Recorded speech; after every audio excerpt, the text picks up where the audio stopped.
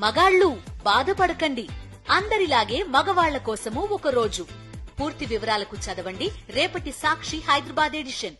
కూటమి ప్రభుత్వం ప్రవేశపెట్టిన బడ్జెట్లో సూపర్ 6 హామీల గురించి ప్రస్తావించలేదు అని అన్నారు వైఎస్ఆర్సీపీ ఎమ్మెల్సీలు.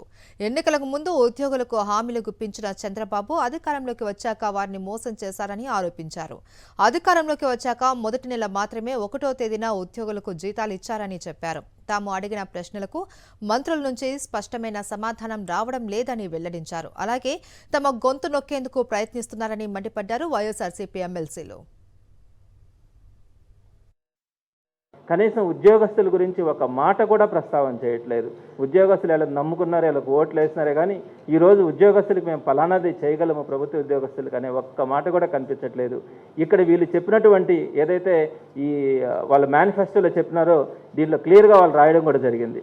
మేము పెన్షన్ స్కీమ్ని కూడా ఓల్డ్ పెన్షన్ స్కీమ్ని తీసుకొని వస్తామని, కరెక్ట్గా 1వ తేదీ జీతాలు ఇస్తామని మేనిఫెస్టోలో పెట్టారు. ఇలాంటివన్నీ కూడా పెట్టి వీటి గురించి లేకుండా ఈరోజు వాళ్ళు వచ్చినటువంటి మొదటి నెల జూలైలో మాత్రమే 1వ తేదీ శాలరీస్ ఇచ్చారు, తర్వాత నెలలో 2వ తేదీ ఇచ్చారు, తర్వాత నెలలో 3వ తేదీ, తర్వాత నెలలో 4వ తేదీ, ఈ నెలలో 5వ తేదీ జీతాలు ఇచ్చారు. ఈ విధంగా ఉద్యోగస్తులందరినీ కూడా వారు మోసం చేయడం జరిగింది. ఈరోజు ఉద్యోగస్తులు బాధపడతా ఉన్నారు.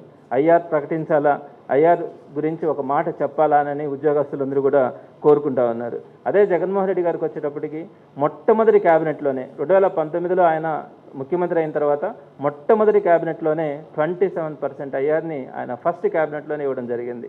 2 సంవత్సరాలు కోవిడ్లో అందరూ కూడా బాధపడతా ఉన్నా కూడా గవర్నమెంట్ ఎంప్లాయీస్కి ఇంటి దగ్గర ఉన్నా కూడా కరెక్ట్గా వాళ్ళందరికీ కూడా శాలరీస్ ఇవ్వడం కూడా జరిగింది.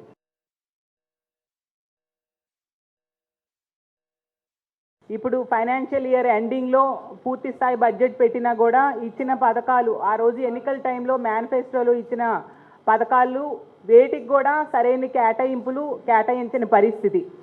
ప్రజలు కూడా ఇంత టైం తీసుకుంటున్నారంటే చాలా అద్భుతంగా ఉంటుంది, వాళ్ళ జీవితాల్ని మార్చేస్తుందని చాలా ఆశపడ్డారు. కానీ ఈ బడ్జెట్ చూస్తే ప్రజలు నిట్టనిలువుగా మోసం చేశారు అనే విషయం క్లియర్గా అర్థమవుతుంది. దాన్నే ప్రతిపక్షంగా ప్రజల తరపున ఈ బడ్జెట్ సెషన్లో గత 3-4 రోజులుగా మేము మాట్లాడుతూ ఉన్నాము. కానీ ప్రతిపక్షాలైన మా గొంతు నొక్కడానికి అడుగడుగునా వాళ్ళు ప్రయత్నిస్తూ ఉన్న పరిస్థితి మీరు అందరూ కూడా చూశారు.